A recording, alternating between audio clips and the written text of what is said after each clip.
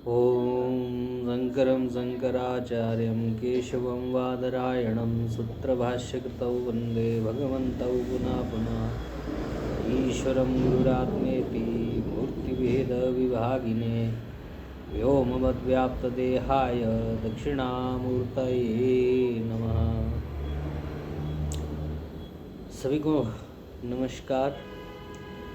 कणाद गौतमीयम ग्रंथ के अध्ययन क्रम में जिसको हम संक्षिप्त रूप से अध्ययन कर रहे हैं, तो द्रव्य क्रम में काल द्रव्य का वर्णन आ रहा है। और काल द्रव्य की जो परिभाषा है, जो लक्षण है, वो भिन्न भिन्न ग्रंथों में भिन्न भिन्न मिलता है। कलनाद कालः, और यहाँ कणाद गौतमीयम में जो काल का लक्षण है, परम अपरम युगपत चिरम क्षिप्रम इत्यादि व्यवहार हेतु कालः, अर्थात परम अपरम जो पर है, दूरत्व या जो परम प्राचीन है, अपरम जो समीप में है या अपरत्व से युक्त है या जो नवीन है, युगपत समान काल है जिसका या एक साथ जो उत्पन्न होता है, युगपत चिरम देर से, क्षिप्रम शीघ्र, इत्यादि जो व्यवहार का हेतु है। ये सारे जो व्यवहार होते हैं, पर अपर युगपत चिर क्षिप्र, ये सारे व्यवहारों का जो हेतु है, जो कारण है, उसी को काल कहते। तो परम अपरम, परम पुराणम नवीनम च, परम अपरम, परम अर्थात पुराणम, अपरम अर्थात नवीनम, युगपत चिरम क्षिप्रम इति प्रसिद्धम। युगपत एक साथ, क्षिप्रम, चिरम, ये सभी प्रसिद्ध ही हैं, ऐसा हम व्यवहार करते ही हैं। तो यम अपेक्ष्य यस्य उत्पत्ति अल्पेन सूर्य परिस्पंदेन अंतर्धीयते तम अपेक्षा सु अपरः। बोलते जिस पदार्थ की अपेक्षा किसी यस्य उत्पत्ति, किसी दूसरे पदार्थ की उत्पत्ति, अल्पेन सूर्य परिस्पंदेन, अल्प सूर्य परिस्पंद में, सूर्य की क्रिया, गति की, सूर्य की गति की जो क्रिया है, तो सूर्य परिस्पंद, अल्पेन सूर्य परिस्पंदेनांतर्धीयते, उस सूर्य की गति की क्रिया के अंतर्गत जो प्रभाव सूर्य का पड़ता है, वो संबंध काल से बैठता है। तो उस गति, उस क्रिया के कारण वह पदार्थ अपर होता है, अर्थात जिसकी उत्पत्ति अल्प सूर्य परिस्पंदेन, अल्प न्यून सूर्य परिस्पंद में, सूर्य की गति में हुई, वह दूसरे पदार्थ की अपेक्षा अपर है। और जो अपर है, अपरम च अपेक्ष्य अन्यः परः, और उस अपर की अपेक्षा जो दूसरा है वो पर है, प्राचीन है। तत्र यद द्रव्यम परस्य अपरस्य वा सूर्य परिस्पंदेन संबंधम घटयति तद द्रव्यम कालः। तत्र इसी क्रम में यद द्रव्यम, जो द्रव्य, परस्य अपरस्य वा सूर्य परिस्पंदेन, पर परत्व प्राचीन, अपर अपरत्व अर्थात नवीन, प्राचीन और नवीन, सूर्य परिस्पंदेन संबंधम घटयति। ये पदार्थ पुराने हैं, ये पदार्थ नए हैं, ये व्यक्ति आयु में से बड़े हैं, ये व्यक्ति आयु में छोटे हैं, तो ये सारा विभाग सूर्य की गति से होता है। और उस सूर्य गति का, उस सूर्य परिस्पंद का कुछ ना कुछ संबंध जो है वो काल से है। तो वो जो काल से सूर्य की गति का जो संबंध है, इससे काल की सिद्धि होती है। क्योंकि सही एतद सर्वम कलयति। ये जो काल है ये सब को कलता है, अर्थात सब कुछ काल से परिवर्तित होता है। जैसे तथा च अयम युवा, ये युवा है, यौवन से युक्त है, नौजवान है। स्थविरो असौ, ये स्थविर है, स्थित है, रुका हुआ है। युगपद उत्पद्यन्ते धान्य बीजानी, जैसे एक समान काल में धान्य आदि उत्पन्न होते हैं, बीज आदि। चिरम जीव सौम्य, जैसे अधिक उम्र तक जियो। क्षिप्रम वाति वायु, वायु बहुत तेजी से चलती है। इदानीं घटः तदानीं वृष्टिर इत्याद्याः प्रत्ययाः सूर्य परिस्पंदम विषयी कुर्वन्ति। ये वृष्टि हो रही है, यह घड़ा है, यहाँ वर्षा हो रही है। ये जो सारी प्रतीतियाँ हमें होती हैं, कि कौन सारी प्रतीतियाँ, ये युवा है, ये बूढ़ा है, स्थविर है, धान्य एक साथ उत्पन्न होते हैं। चिरंजीव सौम्य, क्षिप्रम वाति वायु, इदानीम यहाँ घट है, यहाँ वृष्टि हो रही है। ये सारी जो प्रतीतियाँ है, ये प्रतीतियाँ सूर्य परिस्पंद को, सूर्य की गति की जो क्रिया है, उस क्रिया को, क्रिया के साथ इन सभी का संबंध है, उसको ये विषयी करती है। इसलिए तत्र सूर्य परिस्पंदेन युव स्थविर धान्य बीजादिनाम संबंधः कश्चित् स्यादेव। इसलिए सूर्य परिस्पंद के साथ, सूर्य की जो गति है उसमें जो क्रिया होती है, गति, उस सूर्य परिस्पंद में युवा है, स्थविर है, धान्य है, बीज है, इन सब का कुछ ना कुछ संबंध तो होना ही चाहिए। तो नायम संयोग, परंतु ये जो संबंध है ये संयोग नहीं हो सकता। क्यों? कि स्वाश्रय तपन संयोग रूप एव घटकः कालः सिद्ध्यति। स्व आश्रय, यह संबंध अर्थात संयोग संबंध नहीं हो सकता। तो स्वाश्रय तपन संयोगी संयोग, स्व अर्थात जो सूर्य है उसका जो परिस्पंद है, स्व शब्द से लिया गया, स्व सूर्य की जो क्रिया है उसका जो आश्रय है, उस क्रिया का आश्रय तपन अर्थात सूर्य, उसका जो संयोगी है, उसका संयोगी काल, उस काल का जो संयोग है वो इन क्षिप्रम वृद्धम युवा वृष्टि भवति इदानीम घटः, इन सब प्रतीतियों के साथ उसका संबंध है। इसी से ये काल की सिद्धि होती है। तो स्वम सूर्य परिस्पंद, स्वम से सूर्य परिस्पंद, तदाश्रय तपनः सूर्य, उसके आश्रित जो सूर्य की गति के आश्रित, क्रिया के आश्रित जो सूर्य है जिसमें तपन है, उसका जो संयोगी है वो काल है। तत्संयोग, और वह जो संयोग है युवा में, स्थविर में, धान्य बीज आदि के साथ वो संबंध है, इससे काल द्रव्य की सिद्धि होती है। तो और भी काल के विषय में जैसे और भी 3 भेद करते हैं, आगे विषय आएगा। सच एको विभुर नित्यश, क्योंकि वह जो काल है वो एक ही है, विभु है, व्यापक है और नित्य है, ध्वंस से रहित है। यद्यपि काल एक ही है, लेकिन उपाधि भेदातु क्षण मुहूर्त अहोरात्र मास वर्षादि व्यवहार विषय।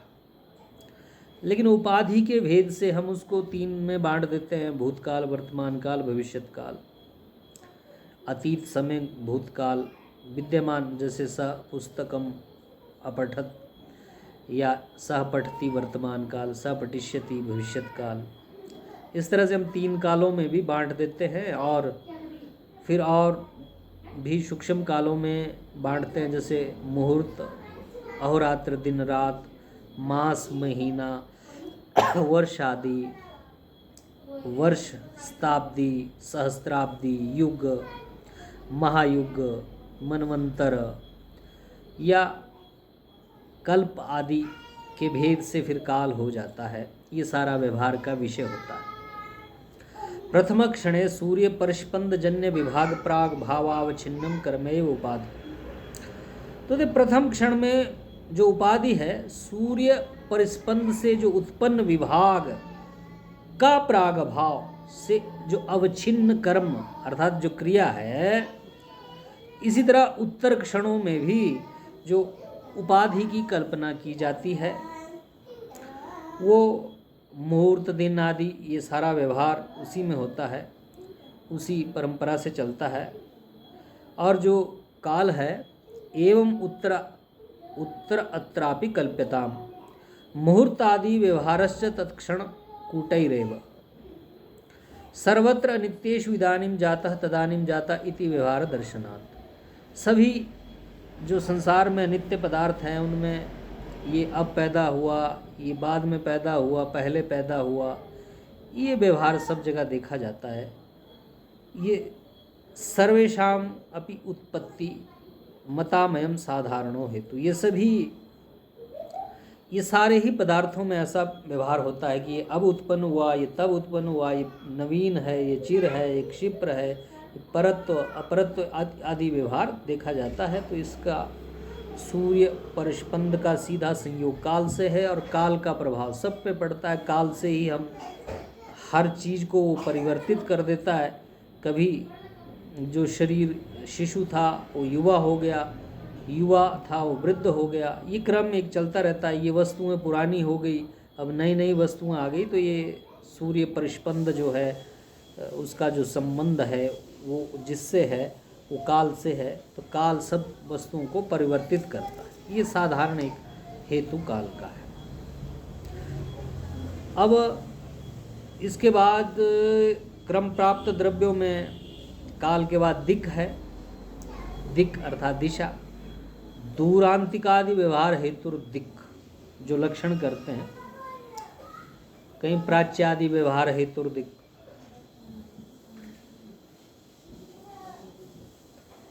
और दूर अर्थात दूरत्व, जो दूर है, जैसे इस पदार्थ की अपेक्षा कोई दूर है, आंतिक कोई उस पदार्थ की अपेक्षा नज़दीक है। ये सारे व्यवहार का जो हेतु है, कारण है, उसको दिक् कहते हैं। इसी को और व्याख्यायित कर रहे हैं, स्पष्ट कर रहे हैं। दैशिकम परत्वम दूरत्वम। दैशिक अर्थात स्थान की अपेक्षा जो परत्व है, दूर है। जैसे कोई वस्तु यहाँ है, कोई दूसरे देश में है, दूसरे स्थान पे है, तो वो दैशिक परत्व होगा। दूरत्वम यहाँ की अपेक्षा दूर है। जैसे चंडीगढ़ की अपेक्षा दिल्ली दूर है। तो दैशिकम परत्वम दूरत्वम, दैशिकम अपरत्वम च अंतिकत्वम। और मुंबई की अपेक्षा दिल्ली अपरत्व है। अगर आप चंडीगढ़ से सोचें तो दैशिकम अपरत्वम च अंतिकत्वम। और दैशिक जो अपरत्व है वो अंतिकत्वम, समीप है, नज़दीक है। दूरमदः अंतिकम इदम, ये दूर है, ये नज़दीक है। इत्यत्र परत्व अपरत्योः समवायि कारणम संयोगः तदाश्रयतया दिक् सिद्ध्यति। यहाँ पर ये दूर है, ये समीप है, अर्थात परत्व अपरत्व, परत्व और अपरत्व के असमवायी कारण संयोग के आश्रय से दिक् द्रव्य की सिद्धि होती है। ये जो परत्व अपरत्व, इनका जो असमवायी कारण है वो संयोग है, और उसका आश्रय से दिक् सिद्धि, वो उसका जो आश्रय हो दिक् है, इससे दिक् की सिद्धि होती है। अब दिक् कितने हैं, दिशाएं कितनी है, तो बोलते साचय का। दिक् तो एक ही है, विभवी है, व्यापक है, नित्याच और नित्य है। लेकिन उपाधि भेदातु भवति प्राच्यादि व्यपदेश भाग। लेकिन वो उपाधियों के भेद से ये प्राची आदि, इसके भेद होते हैं, पूर्व पश्चिम उत्तर दक्षिण आदि, या प्राची वाची उदीची प्रतीची आदि। तो उपाधि भेदातु भवति प्राच्यादि व्यपदेश भाग। यथा पुरुषस्य उदयगिरि सन्निहिता या दिक् सा तस्य प्राची। पुरुषस्य उदयगिरि सन्निहिता, जब किसी पुरुष के उदय के परिस्पंद से, किसी पुरुष के